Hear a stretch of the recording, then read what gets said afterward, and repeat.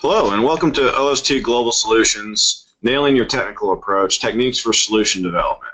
Remember to visit our website, www.ostglobalsolutions.com, to sign up for our newsletter and find out more information about our services, products, and classes. First thing you want to do when you are looking to brainstorm on your technical solution is come up with some set of requirements. You can use the old RFP that the government set out if this is a recompete.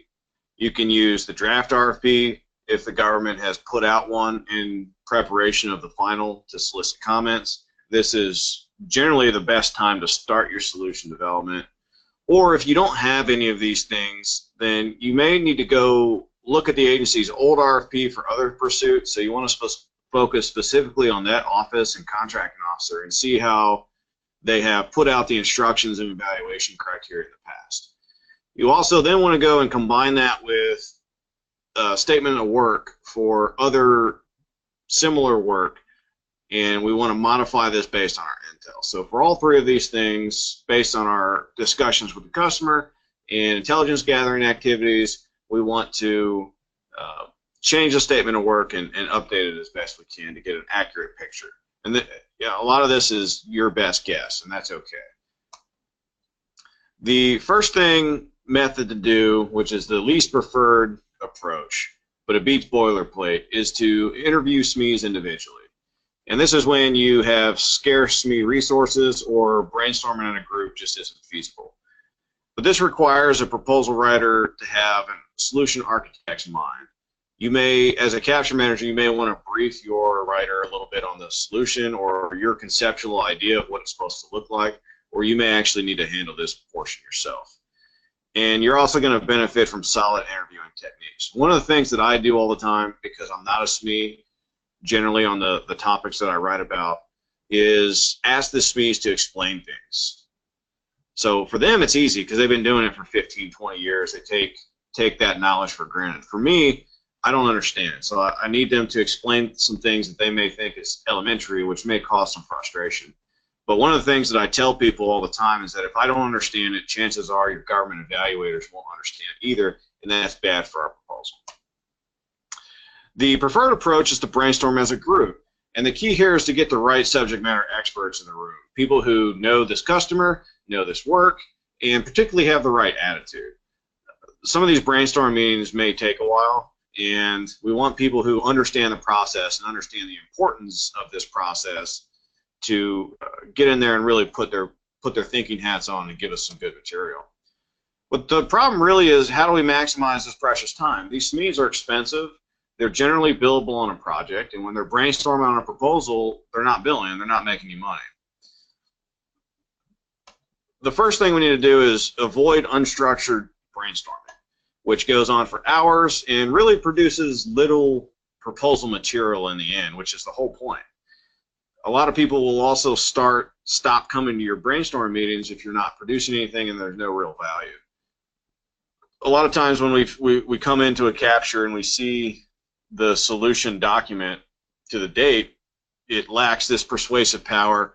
It appears bland and general, and there's not really any innovation into it. And the culprit is usually because they ran unstructured brainstorming and just kind of had general discussions and took cryptic notes that don't really convey any information to somebody new coming to the process.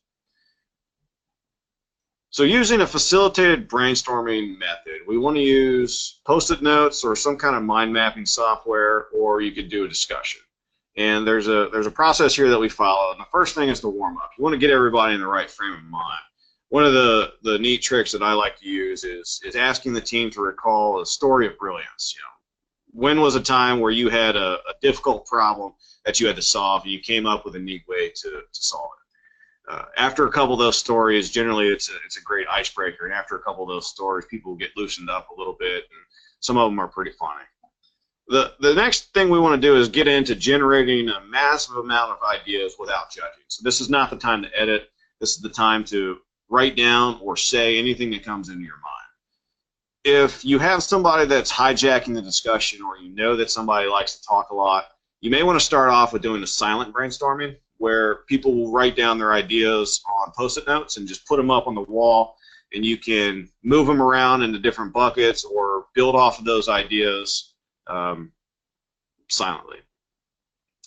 So you want to allow everybody to write down their ideas, and they don't have to be detailed, just enough to remind you about what you thought about, and then reorder them while other people generate theirs. And after we get this generation portion done, then we get into the editing part where we want to order them and sort them into buckets, prioritize them in order of priority to the customer, so what's most important to them, and weed out the bad ones. So this is where the editors and the left-brainers will thrive.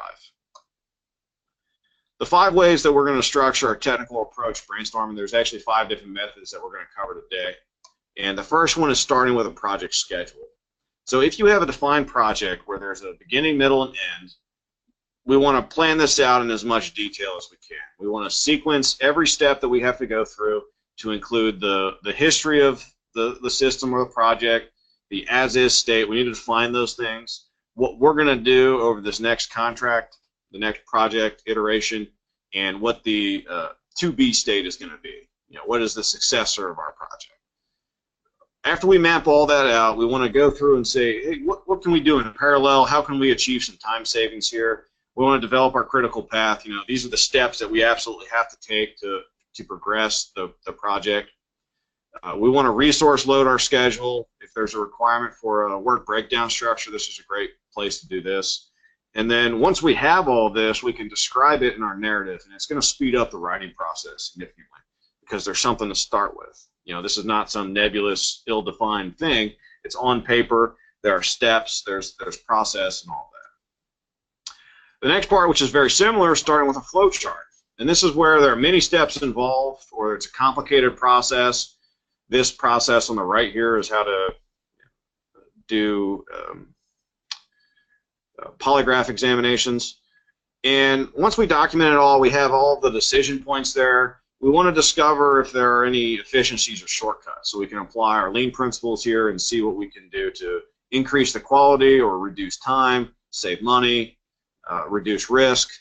And that's really where we bring innovations, and those are where we want to focus our proposal narratives on. You can also start with a graphic, which is a ConOps or an OV1, which is another way to say ConOps, concept of operations graphic. This is a high-level operational concept graphic. My rule of thumb whenever I'm doing technical brainstorming is that if we can't simplify our solution into a one-page graphic, then we have no business bidding on this because we don't know enough about the work, we don't know enough about this customer to visualize it. So you want to start with assembling all the key pieces of the program, all the stakeholders, all of the processes that you may have to go through, and get all of these things on paper so that we can move them around in different buckets. And those main buckets oftentimes are showcasing your customers' challenges. Hey, these are the realities of the environment. Right now, here's the difficulties of mission success. Here's what we're going to do in the middle of the graphic to achieve that success, and then we define that success at the end. And that's really key, is showing that logic of how we got, okay, here's our understanding of the work, here's what we've planned to do in response to that, and here's what the success is going to look like for you, because that's really what the government cares about, or your customers if you're in commercial bidding. What do I get out of the money that I'm paying you and your company? What's mission success for me? You can also start with win themes, and win themes, you have the 2 different kinds. You have proposal level themes, which will sit over top of your whole proposal and include your technical and management, past performance approach. And these are based on the instructions and the evaluation criteria in your requirements. And then after that, we want to get down to the section level win themes where you address our discriminators in each area of the statement of work. So the focus really here in the process is this hot button benefit feature proof action sequence. Start with the hot buttons for each requirement. What does the customer really care about here? A hot button is a hope, fear, or bias. Document all of that.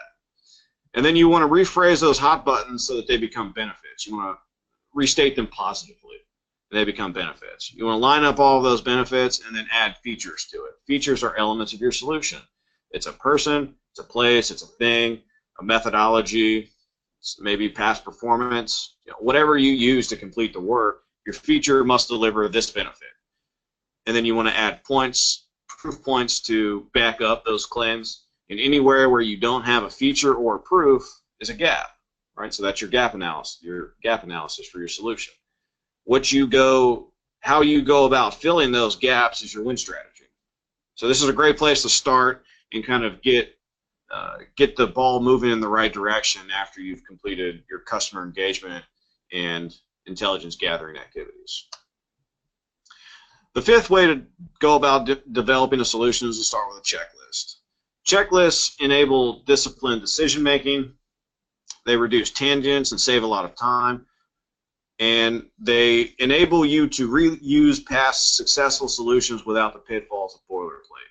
So instead of copy and pasting, which is bad, and instead of reinventing the wheel every time, which is bad, you have this happy medium, which is basically a summary of all the solutions that you've bid in the past.